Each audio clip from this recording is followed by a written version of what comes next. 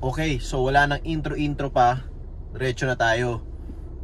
Meron tayong binili na bagong sasakyan. I mean, lumang sasakyan, second hand, pero bagong kuha lang natin. So, ito, sobrang iba to sa mga usual na naging sasakyan natin past few years. Pero, para sa akin, for now, medyo ito yung favorite ko. Kasi ito yung masasabi mong all-in-one car. Ayan, kita nyo sa background, di ba? So, malaki siya, maluwag, very practical, pero hindi siya yung typical na SUV or yung typical na parang pick-up based platform SUV.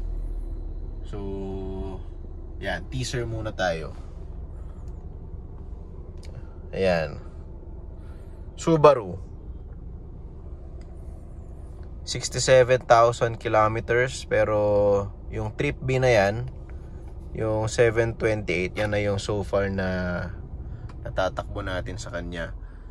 So, wala siya ng mga touchscreen, pero meron siyang 6 CD changer, merong aux, and then may hands-free Bluetooth, and then auto-climate yung aircon, so dual zone, so medyo premium.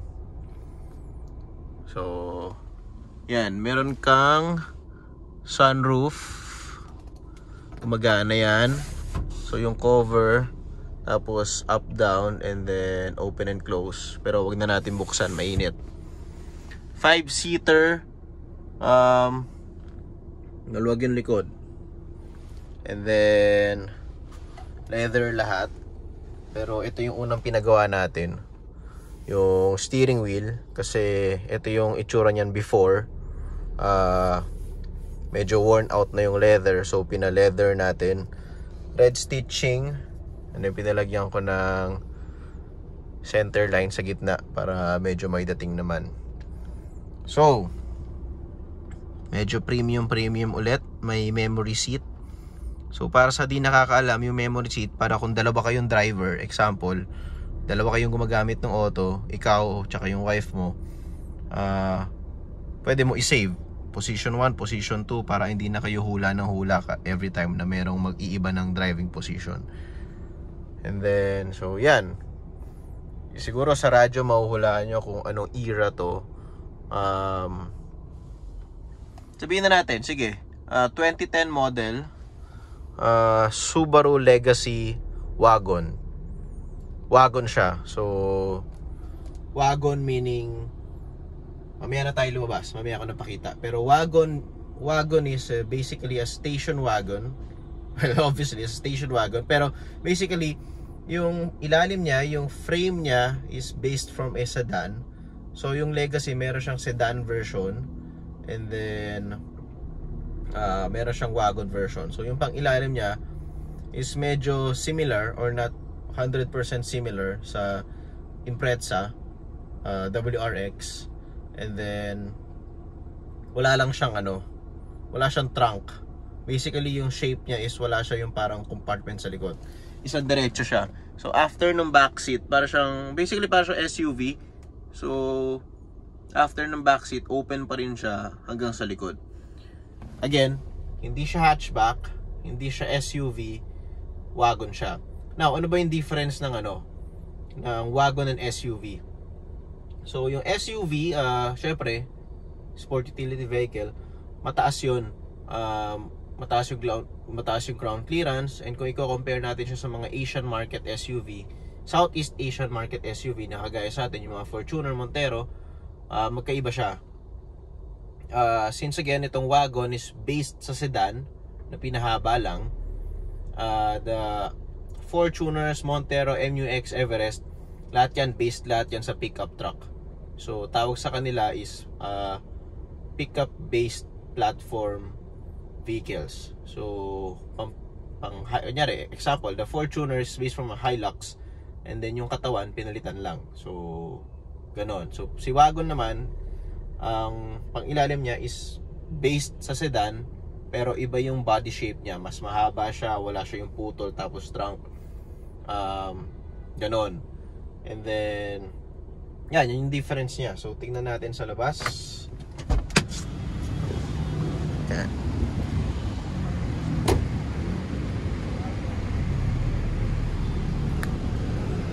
Ayan. So bali yan yung itsura niya ha. So hindi siya sedan, pero mababa siya compare sa mga ganitong SUV. So gulong niya hindi ganun kalaki, and then ground clearance hindi rin ganun kataas, pero meron siya nung practicality nung parang ganitong kotse. Advantage, mas maganda yung handling, mas sporty, mas maganda yung ride, and syempre, 'di ba? Tayo mahilig tayo sa mga spirited driving. So gusto talaga natin yung mga tipong madali i-drive, masarap i-drive, hindi siya yung pag lumigo ka ng matulin parang tutumba.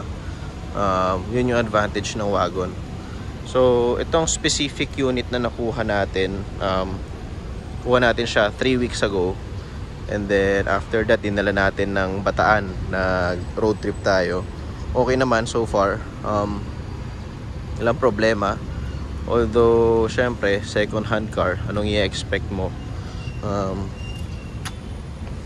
Meron tayong mga hindi masyado kita kasi maaraw, so may mga dents dito, scratches. Dito may scratches, dyan may scratches. Yung headlights medyo parang ayan, nakikita nyo may parang sanding cracks, so ayusin natin yan. Dito may scratches, and then dito may dent, so yan, pwede naman yan pagawa tapos repaint. So bali yung kulay niya kasi is pearl white, so medyo mahirap mag per panel na color, pero susubukan natin. Ito pala yung itsura niyan sa likod. So yan, ganyan siya kaluwag. Meron yan originally na tinatawag na tonneau cover, para at least pag nakasara siya may cover ka dito, hindi makikita sa bintana yung laman. Pero nung nakuha natin siya, wala na, so hanap na lang tayo niya ng surplus or second hand na cover. And then yan, wala siyang spare tire. So meron talagang mga klase ng kotse na lumabas sa dealership na walang spare tire. Meron lang silang tire repair kit, and then yung mga tools. Pero yeah, ganyan kaluwag yung ano niya, yung compartment niya. And then back seat, ayan, maluwag din yung back seat niya. So the usual, meron kang center armrest na may cup holder, and then may aircon vents. Ang gusto ko dito, hindi masyado laspag yung net, kasi normally pag laging nilalagyan ng gamit to, parang garter kasi to so medyo naglo-loose siya, nagiging parang saggy. So sa specific car na to, hindi siya laspag yung net. And then dahil all-wheel drive pala to guys, since Subaru, so meron siyang tunnel dito para sa propeller shaft. So yun lang. Upo sa likod, dalawang adult, okay, comfortable. Pero yung pang third, medyo sacrifice lang siya ng konti dun sa apakan niya. And then meron siyang hood scoop. Hood scoop niya, stock yan, kasi ang engine niya is 2.5 turbo. Teka, pasok tayo, mainit. So yung engine nito is 2.5 turbo, EJ255 yung engine number. I think almost same engine sa ibang model ng Forester XT, WRX, and then probably some models ng STI, I'm not sure, pero EJ255 siya, 2.5 turbo, pero yung turbo niya is nandun sa ilalim, sa ilalim ng headers, wala dun sa dito sa right side sa taas kagaya nung recent STI. So yun yung difference. And then so parang STI din, meron siya nung different modes. So meron siya nung Sport Sharp, yan yung pinaka sporty, mas maganda yung response ng throttle. And then Sport, and then Intelligent. So Intelligent parang yan yung eco mode, and then pag binabaon mo yung gas parang nag-a-adjust siya. Pero kung gusto mo ng all-time sport, dito sa Sport Sharp, ito yung kumbaga sa STI naman, ito yung parang mas mataas yata yung boost, and then mas maganda yung throttle response. So yeah, nagbabago yan dyan. So Sport, and then Sport Sharp, and then yan, Intelligent. And then meron siyang heated seats, so high and low, cup holders, and then armrest niya. So first floor, ayan, may card holder, and then second floor may, ayan, lalagyan ng aux, and then USB charger. Yeah, saka na natin gawan siya ng full-time review itong auto na to. Pero yun lang, meron tayong bagong kotse na another project na inaayos. So again, inuna natin itong steering wheel, pinaganda natin. Yung seats medyo may mga konting kailangang ayusin kasi leather, di ba? Syempre year 2010 pa to, and then yung leather, gamitin mo man yan o hindi, nagkakaroon ng wear and tear yan sa init, sa weather, ganyan, nagkakaroon ng cracks. So ayusin natin yan. Dapat isasabay ko siya sa steering wheel, pero kulang ng time dun sa upholstery shop, kaya parang next time na lang. Pero bakit nga ba tayo kumuha nito? So meron tayo sa bahay ng Honda City, meron tayo ng BMW Z3. Ngayon si wifey, pregnant siya, so expecting magkakaroon na kami ng baby. Pero realize ko yung City okay lang naman since may backseat siya, kaso ano ko ba sasabihin, naka-racing suspension na coilovers, so sabihin na natin medyo matigas ng konti. Naka-cutback exhaust,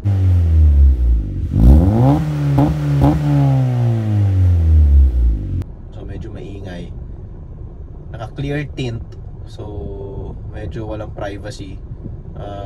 Manual na naka-racing clutch, so at some point medyo maging jerky yung, alam mo yun, yung traffic, first gear neutral. Pwede siyang family car, pwede pilitin, pero hindi siya full on family car. Well, obviously the Z3 2-seater convertible, walang trunk, maliit, hindi siya mag-work. So ang una kong naisip noon is to sell the Z3 and get a Mazda 6, a station wagon. But sabi ni Mrs. parang sayang daw yung Z3 kung nakakawalan, kasi nabuo ko na eh. So naka-red soft top, naka-wheels, and then na-restore ko na almost everything sa Z3. Napalitan ko na lahat, so parang sayang naman yung effort at pagod, diba, kung bibitawan siya. The Mazda 6 kasi medyo mahal, and January tumingin kami ng tumingin kami ng Legacy din, pero older model, mga 2007. Yun yung mas manipis yung katawan nun, pero yun 2.0, walang turbo. Medyo okay sana, kaso parang at some point ewan ko kung ba't di natuloy. Merong maraming gagawin, merong etc. Tapos parang nagdadalawang isip tayo if pagwawagon mo talaga tayo or behave muna. And then one night parang merong lumabas sa marketplace, itong Legacy wagon for let's just say good price. And then pinuntahan namin just to check, and then ayun, The next day, kinuha na namin. Thankfully, kahit yung katulad ng pinakita ko sa inyo na maraming scratches, may mga dents, may mga dings, aesthetic lang yan eh. Pwede ko siyang ayusin unti-unti. Pero more importantly, the previous owner, number one, napalitan niya na lahat ng tires, all four. Although yung brand is medyo saktong tire brand lang, Thunderer, may China pa. Pero okay lang, pang ikot, pang gulong-gulong lang naman. Pero at least bago, hindi expired. Pangalawa, napalitan niya na yung valve cover gasket. So, naayos niya na yon. Pinakita pa niya sa akin yung resibo, and I checked the engine bay, wala naman tulo. So, goods. And then, bago yung drive belts. So, okay yon. Bagong change oil din, AMSOIL. Parang a few months before namin siya nakuha. So, medyo inalagaan yung kotse, di ba? Kahit papano. Ang hindi na lang niya napapalitan is timing belt. So, normally kasi sa Subaru, kailangan palitan mo yan either 7 years or 100,000 miles. So, dito kilometers tayo. Pero malayo pa tayo sa 100,000 kilometers or 140,000 kilometers. Equivalent yata to 100,000 miles. 67 pa lang tayo. Pero I plan to change the timing belt na 4th quarter of the year. Ipon muna tayo ng mga panggastos kasi medyo matugo din yun. Suspension bushing, may konting kalampag. So, mura lang yung mga bushing yan. Nakapag-canvas na ako. Next natin yan. So, yun, wala tayong masyadong gagawin dito. Hindi na natin parang kakalikutin pa yung engine. We don't know. Pero as much as possible, gusto ko lang maging stock para reliable for the family. And then suspension, hindi na natin ito ilo-lowered, no? Stock pala nito, naka Bilstein shocks. So, okay yun, maganda yun. Hindi na natin ilo-lowered. Kasi kaya nga tayo kumuha nito dahil yung isang kotse natin naka-lowered eh. So, parang beats the purpose of getting this. Yun lang. And siguro OEM plus modifications, wheels. Basta, abangan nyo tong legacy project natin. Pero for now, ang goal talaga natin dito is ma-restore back to pinaka-fresh as possible na parang lumabas sa factory. So, ganun yung goal natin bago tayo mag-mods. Rule number 1 yon. Ayusin mo muna yung kotse na parang brand new bago mo palitan ng iba't ibang pyesa na unnecessary like mods. So, yan lang yung update natin ngayon. Ito yung bagong kotse natin ngayon. Kotse namin ng family namin ni Mrs. Dahil magkaka-baby na kami. So, ini-imagine ko on one side may baby seat and then one side dyan siya nakaupo. So, yeah. And sobrang approve naman sa Mrs. yung kotse. Kasi nung nag-road trip kami recently sa Bataan, medyo nakatulog siya kasi tahimik. Yun. That's it for the Subaru Legacy natin. And yeah, stay tuned para makita nyo kung ano yung mga gagawin pa natin dito. So, ito na yung una nating ginawa. Steering wheel, reupholstery, whatever you call it. So, ano sa tingin mo? Comment down below kung okay ba? Maganda ba? Red stitching para medyo may pagka-sporty, para kasi red to yung SI drive. So, yan, with red center line, premium cowhide leather. And then, finalaw natin yung OEM na putol. So, walang lukot yung leather na yan. Sa halagang 2,600 yan. 2,600 lang yung bayad natin sa pinagpagawa nito sa seatmate dito sa Mandaluyong. So, shout out kay Dave. Yan, napakagaling ng gawa nila doon. And then, babalik tayo for the seats. So, okay. Thank you for watching. And then, abangan nyo itong Subaru Legacy Wagon natin. Peace.